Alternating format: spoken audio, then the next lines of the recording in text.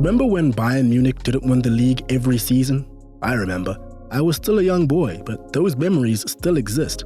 It was a simpler time, a time where usage of the phrase Farmers League was far less prevalent. It was a time when Bayern Munich losing 5 straight games to a domestic rival, home and away, was an actual possibility. In fact, this team went 3 straight seasons without taking a single L against Bayern in the league. The sort of thing that is just simply unheard of in the current landscape. Yet, back in 2012, this was reality. I'm not ashamed to say that I was a full-on bandwagoner when Jurgen Klopp and his Borussia Dortmund were in full force. German champions 2 seasons in a row in 2011 and 2012, and champions that weren't only dominant, but dominated in style. A manager that exuded confidence, charisma, and passion, technical brilliance all over the pitch, and, quite notably, a team of very young stars that just looked like they were having fun the whole time.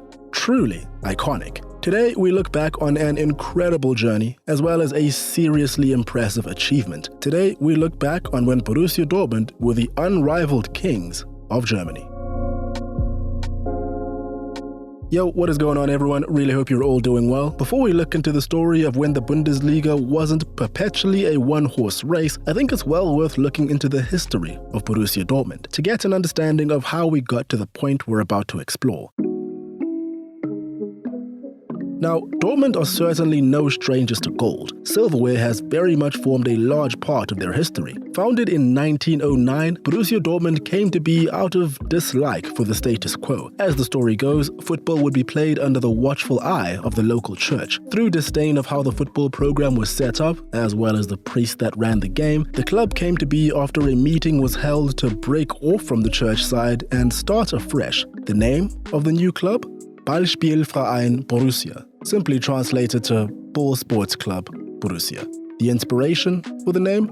A brewery across the street, Borussia Brewery. Proof that sometimes people make history far more complicated than it actually is. With a membership base of over 168,000 as of November 2022, Borussia Dortmund is one of the most celebrated clubs on the planet. The legendary tifos on display, the vivid walls of black and yellow at home and away games, it really is quite something. There are very many reasons for why Borussia Dortmund is a club that spurned such a die-hard fan base. From the very beginning, it's been a club that has put the interests of its community at the front of their decision-making. As far back as 1913, a short period after the club was officially founded, public gatherings were organized whereby members were encouraged to voice their opinions on team selections with the captain. Any disagreements would be sorted out through a vote by the board. Now, I'm not entirely sure if that would work in today's day and age. Football fans aren't exactly the most rational of individuals when it comes to game time, but this is just one example of this club's values and why they are held with such high regard by fans and rivals alike. Like every club, the board has led them astray in the past though. Like in the 1920s, the club had just unveiled their revolutionary 18,000 capacity stadium, Borussia Sports Park, and wanted to ensure that the football on display was as grandiose as the ground that they played in. In 1924, massive loans were secured by the board in order to purchase new players. However, the team that was purchased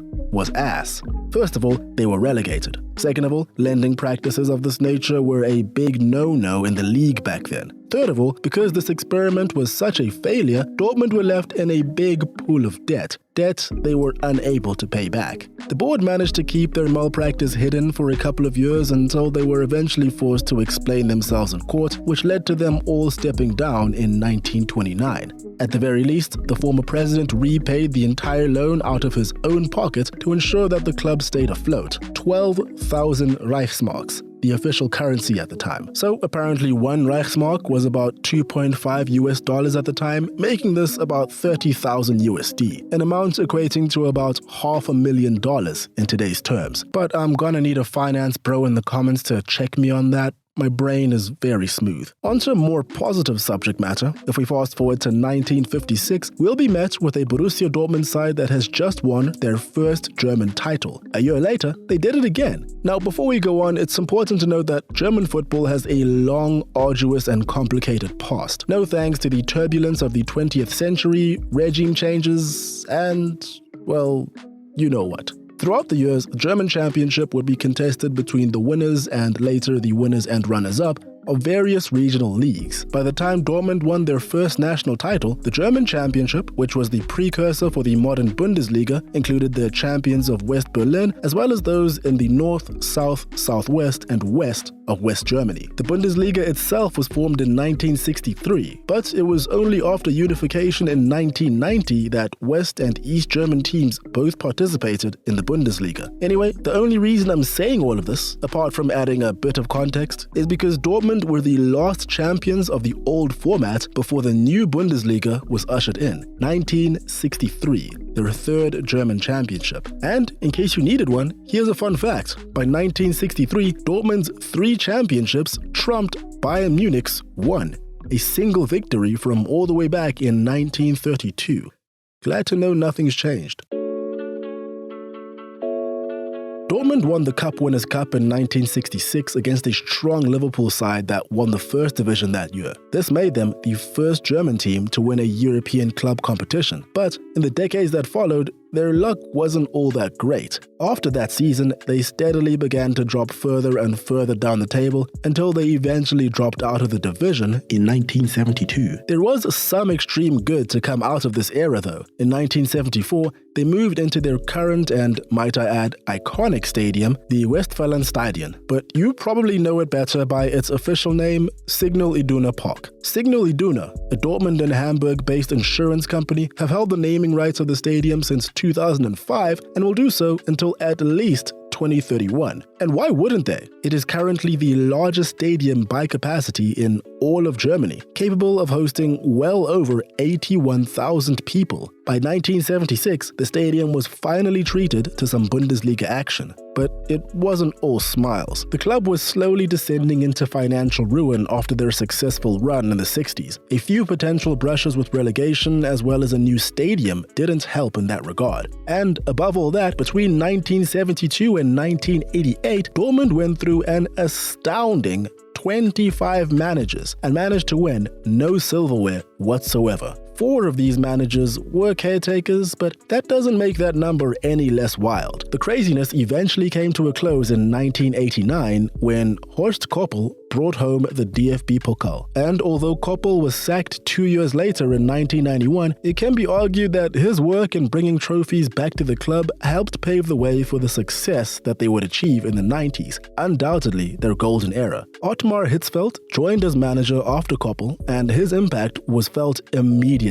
The club came second in the league in his very first year, their best finish since 1966. And even further, they only lost on goal difference. The next season, they made it to the UEFA Cup finals, but were firmly defeated 6-1 by Juventus over 2 legs. They also dropped down to 4th in the league. Despite this season was a firm turning point in their fortunes. The money earned from their UEFA Cup runners-up finish was enough to secure a few transfers and upgrades and would make this a decade to remember. Andre Müller for 4.6 million euros and Julio Cesar for 1.25 million euros in 94. Karl-Heinz Riedel for 4.5 million and Stefan Freund for 1.5 million in 93. And yet, it was Matthias Sammer, a man brought in during the UEFA Cup runners-up season, that would go on to be the standout for the club during this era. Usually playing as a centre-back in the libero role for Dortmund, the guy did just about everything from the back. Score, create, defend. There's a reason that he won the Ballon d'Or in 1966. Along with Fabio Cannavaro and Franz Beckenbauer, he is one of 3 defenders to ever win the award. Of course, the fact that Dortmund won the Bundesliga in 95 and 96, as well as the Champions League in 97, helped cement his and this entire Dortmund team's legendary status. Unfortunately, he was also quite an injury-prone player, a problem that would eventually force him into retirement only 2 years after being crowned as Europe's best player. But he wasn't done with Dortmund. He returned as the manager in 2000 and even won the Bundesliga in that role in 2002.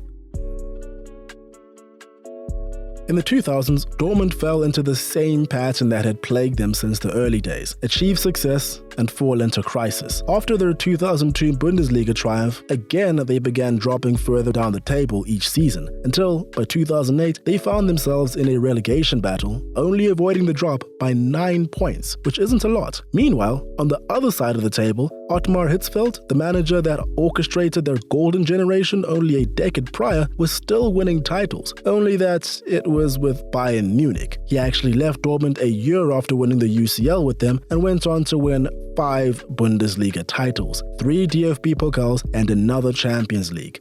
A fun fact for Dortmund fans. To compound on from their misery, their financial problems returned. More mismanagement and more poor decisions led to more debt. The club had put themselves on the German stock market at the turn of the millennium, the first German club to do so, but they had seen their share value nosedive by 2005. Hans-Joachim Watzke, the current CEO, stepped in 2006 and made significant changes to ensure the survival of the club. These included massive wage cuts to squad members, the selling of the stadium's naming rights, and finally, the selling of young and star players, something that is a bit of a recurring theme at the club. It's also worth noting that over the years, Dortmund weren't just saved by the lean cutting practices of their upper management or prize money or sales of players, but also by the generosity of their rivals. Take Schalke, for example, a local rivalry and probably the biggest and most passionate of Dortmund's enemies. Having roots in the working class and being within about 30 kilometers of one another in the Ruhr region, this derby between these two clubs is known as the mother of all derbies. Despite going back and forth with this rivalry over the years, they've helped one another out financially from time to time. Notably, in '74, when Dortmund opened their new stadium, Schalke were invited as the first outside team to step foot in it. Dortmund, struggling for dosh, were allowed to keep all the matchday receipts. The most famous rivalry in German football is easily Der Klassiker. It's the one that those not originally from Germany or unfamiliar with the Bundesliga will tune into each year. And that's purely due to the fact that these two are the biggest clubs in the country. In the early 2000s, Munich are said to have given Dortmund an interest-free loan of €2 million to help out during a time when them paying their salaries was an almost impossible task. Now, as Dortmund's financial advisor, Thomas Tress, once said, Dortmund were roughly €200 million in debt, so while the $2 million was only a drop in the ocean, the gesture was extremely honorable nonetheless. Back to the actual football, and as I said, 2008 was a grim year. The kind of low that you wouldn't expect from them in this day and age.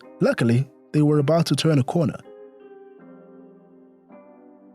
Jurgen Klopp is a pretty interesting case study. You watch him on the pitch over the years and see how he sets up some of his more successful teams, and you'll quickly realize he's an intelligent character with a strong understanding of the game. According to the man himself, he wanted to be a doctor, but it wasn't meant to be. When they were handing out our A-level certificates, my headmaster said to me, "I hope it works out with football, otherwise it's not looking too good for you."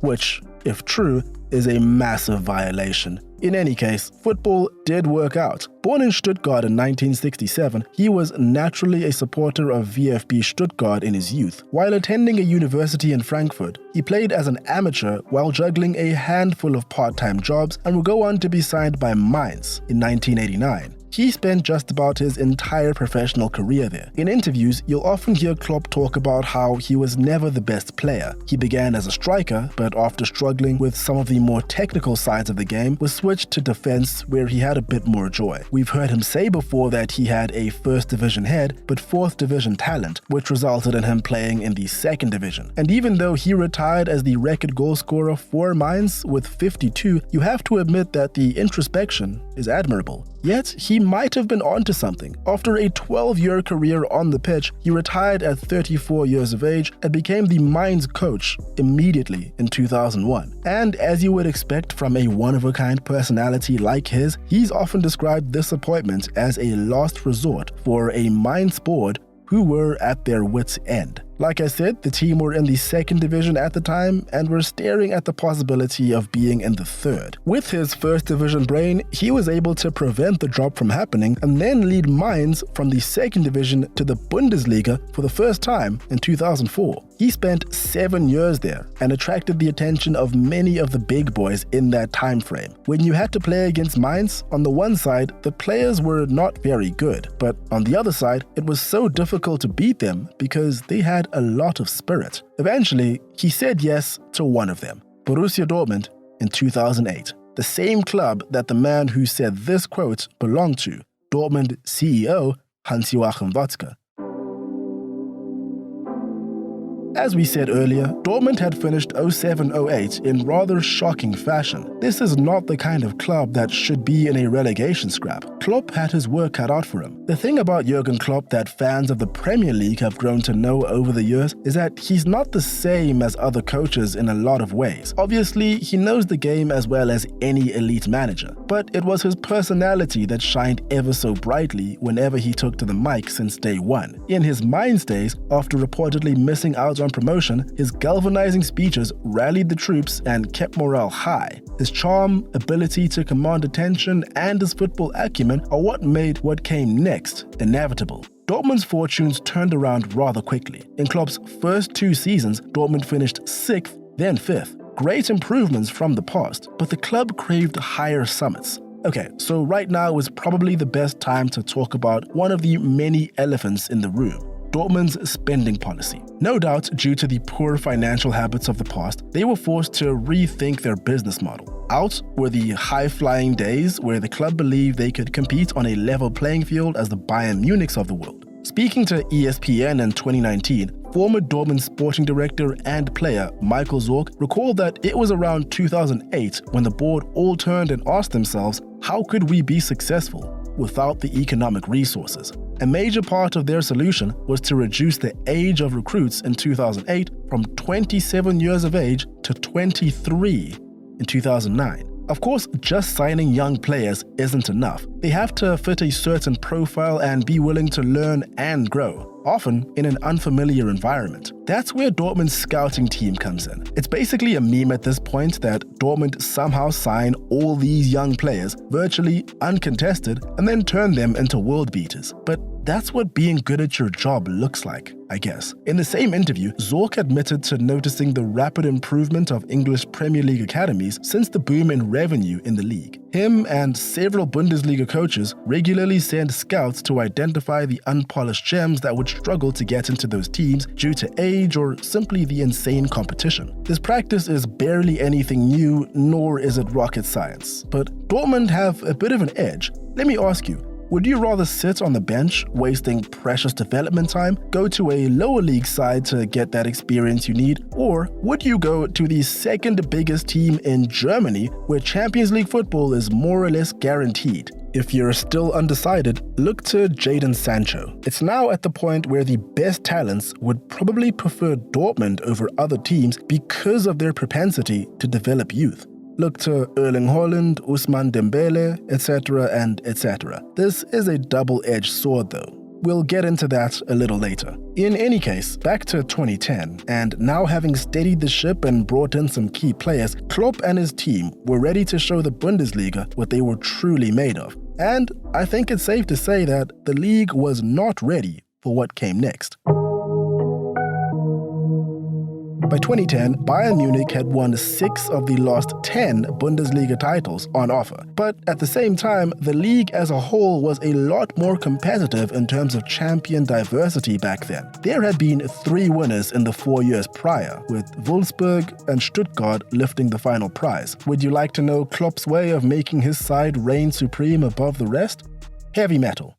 No, not that kind of heavy metal. I like heavy metal more. I know it's not the most important statistic, but I love it when I read after the game that we run more than the opponent. Heavy metal football, more specifically gegenpressing when it comes to Klopp, is a speciality of any of his great teams. A high-intensity play style that commits to the press and never lets the opponent rest, both in possession and out of it. The best moment to win the ball is immediately after your team just lost it, after all. That way, your opponent is always on their toes and a lot more prone to mistakes. In order to employ this kind of playstyle, you need energy. which is where youth and commendable recruitment comes into play. On screen right now is a list of notable players that came into the first team between 2007 and 2011, as well as their ages. Some came from Dortmund's academy, such as Mario Götze, Marcel Schmelzer, and Nuri Sahin. Others did not. Kevin Grosreutz was part of the academy, left, and then returned later. Sahin actually debuted for Dortmund in 2005